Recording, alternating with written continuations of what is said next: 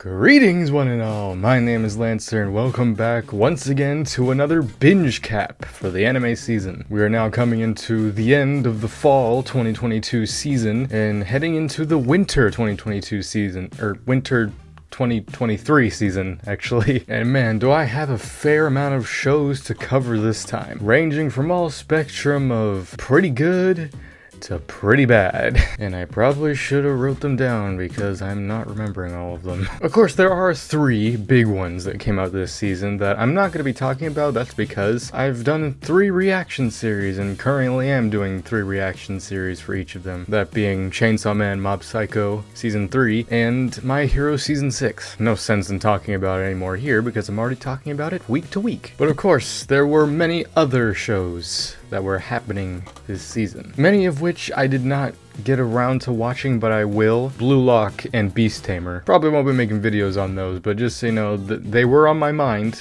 It's just I didn't watch them this season. I instead opted to watch these shows. Now, to be fair, a lot of these shows aren't completely done. Like, most of these have 1 episode left or so, but we can talk about it now. Like, it's okay. Where's a good place to start? I usually like to go in order of garbage to least garbage, so I guess I'll knock out the one that I thought was the most garbage. I'm having a really hard time trying to find this one because I don't remember what the fuck it was called, and it was that forgettable. Whatever. It was this fucking ninja one that a lot of people were just calling your waiting pass for Chainsaw Man because they aired on the same day. Funny thing about this show, I watched the first 2 episodes, and then after that, I didn't technically watch any of it because I just proceeded to just skim through every episode. And it's sad because I was able to do that and still get the full context and understanding of the story because it was that boring and predictable. It's one of those shows where it knows its audience, and if I had watched this once upon a time long ago, I probably would have enjoyed it, but nowadays it's boring as fuck. It's just this story of this kid who is really acrobatically gifted, and all of a sudden he finds out one day he's a descendant of a clan of ninjas, and then he's forced to then have to become a part of that world and go to school and ninja school and all that. It was just so boring and so not interesting at all. Like I said, the fact that I could skim through, like I didn't even like put the audio on, I just skimmed through it, read a couple of the subtitles and be like, all right, I understood what happened. Instead of wasting 20 minutes of my time, I only wasted like 20 seconds. Overall though, the stupid ninja show, 2 out of 10. 2 for the 2 episodes I watched. Next up, that's really all I had in terms of just absolute trash that I watched this season. I guess I'll go into some of the better ones. The English title of this one is it more than a married couple but not lovers? Or Fiu Ijo Koi Bito Miman. My Japanese is impeccable. When this show started out, like right away, I was just like, okay, this is just nothing. The art style's cool. I think it's one of these shows where it's like, all right, fan service, let's strap ourselves in. It pretty much was that, but once we got like halfway through, I found myself like, why am I weirdly into this? And I think it just does a good job of trying to do this story of, it's not necessarily a harem, it's just 2 girls that are like vying for the same guy's attention. In the end, we can guess who's gonna win. It's one of those ones where it's just like, this is why I can't watch like actual like reality TV, because it's so ass, but I can watch the anime equivalent of it and be like, oh, this is so good. There's still one more episode of this to come, but I mean, the last episode ended on quite the cliffhanger and change, so I'm curious how this season's gonna go. And honestly, I might go into the manga after it, because it's like, this is pretty good. You know, I'm a bit of a connoisseur of romance anime. I'm pretty into the genre. It's just mainly the 2 main characters, whose names I'm blanking on.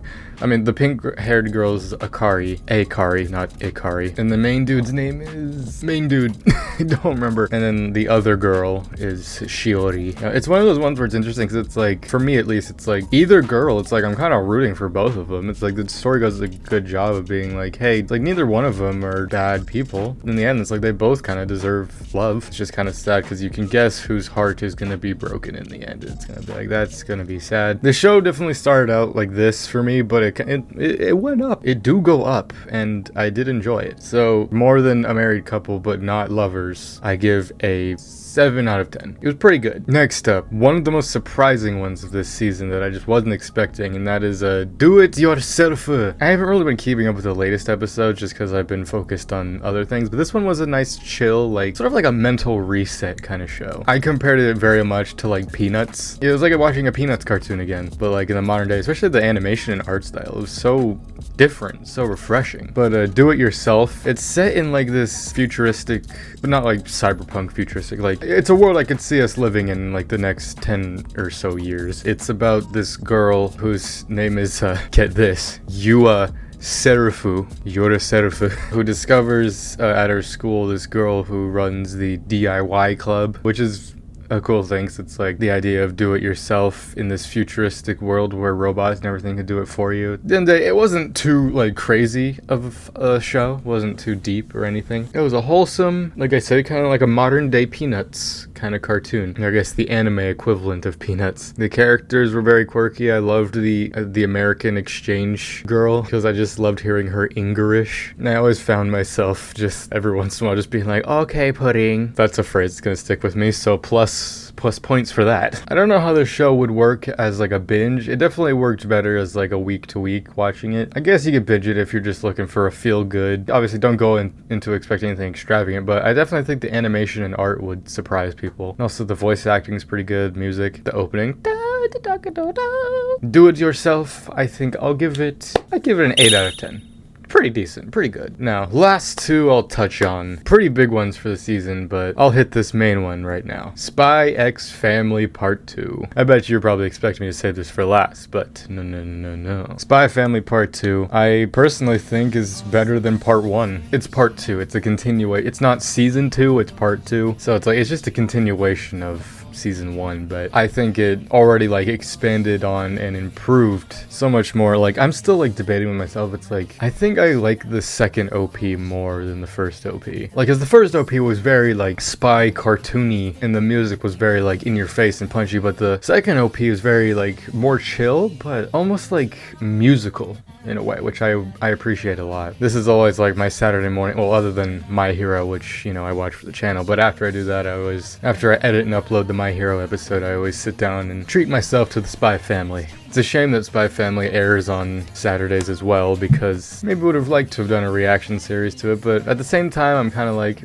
I'm okay with it. It's one of those ones where it's like, nah, it's probably better that I watch it on my own time. But it was so good, just all the like little character moments, like everyone, they changed the structure a little bit in a way, and it's like instead of like having whole episodes like dedicated to one story beat, they're sort of like split up. It's like one half of the episode will either be a continuation of the previous story from the previous episode, or it'll be like two separate stories. Sometimes even 3 in the same episode, which is very cool. I like it. Still one more episode left of this season. Curious where it's going to leave off. I know that they've obviously, a lot of stuff's been announced for Spy Family. Obviously season 2, there's a movie apparently, and I don't know if this is real or not, but I saw a trailer that said Spy Family the musical. Sure, go for it. In the end, Spy Family Part 2, even better than Part 1, but again, it's all part of the same thing. Makes me look forward to everything that's going to come in the future for it. I'm just so glad that we got to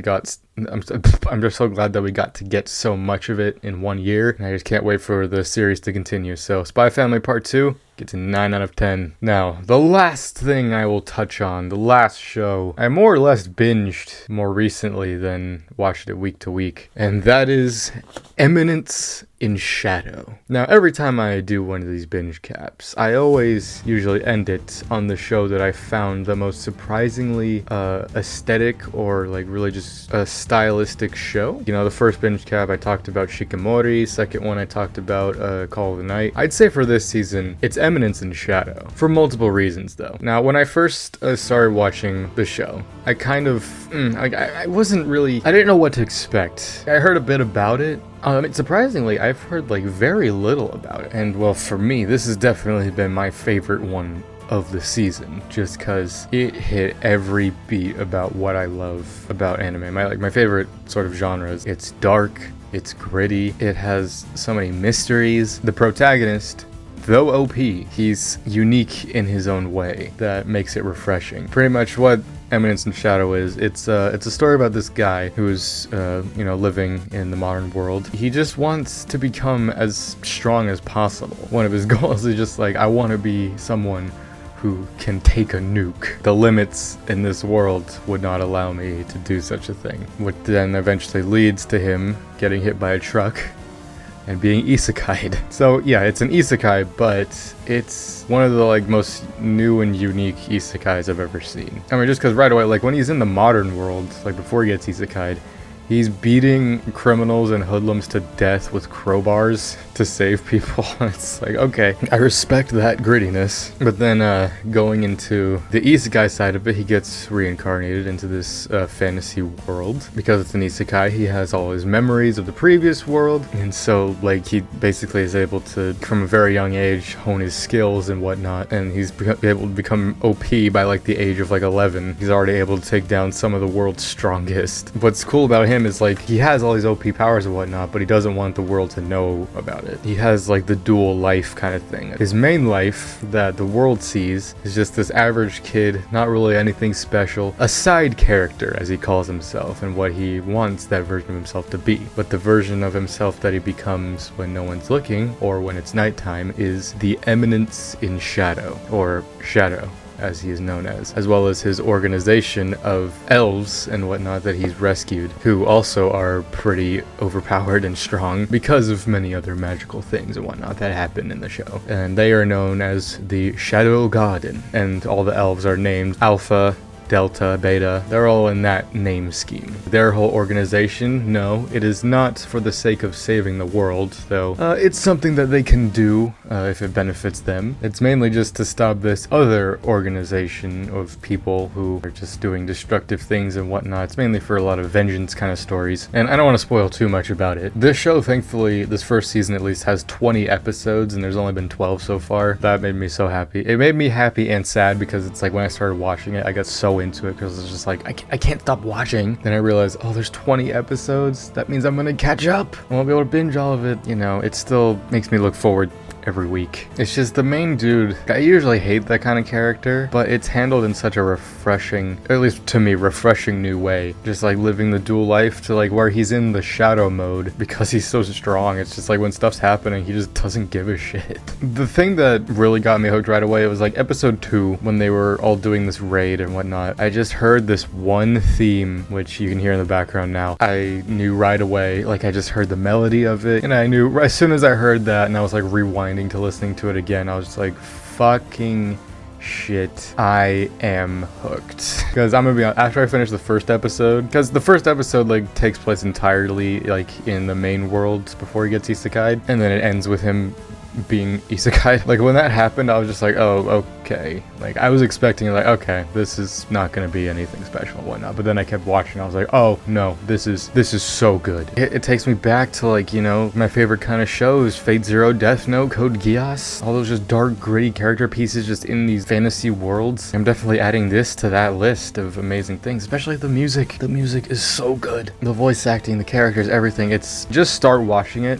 and you will be surprised how invested you get, at least if you're open to that kind of stuff. Because like it's not even that fan servicey either. Like there's a little bit, but it's not like crazy. It's not as much as you would expect, considering that the cast is primarily female. But so far, even though we're like barely halfway through the first season, even though I'm probably jinxing it, so far Eminence and Shadow, I'm giving it 10 out of 10. It's definitely going to be one of those shows that I'll be re-binging and whatnot in years to come. And I'll definitely be reading the manga and any other supplementary material. So yes, this was pretty much my binge cap for the fall 2022 season. I hope you all enjoyed it, and I hope you're able to take away a couple series that I recommended and you're able to watch them. And now we are going into the winter 2023 season. There's a couple things that I've seen that look interesting, and definitely when I see you again in another 12 to 13 weeks, I'll be covering all that in the winter 2023 binge cap. But yeah, this season has been absolutely incredible. So much good shit, so much great shonen, so many great like little surprises, and I just can't wait to see what other great anime and whatnot come out the next season. So thank you all for joining me on this. I'm Lancer. Thanks for watching.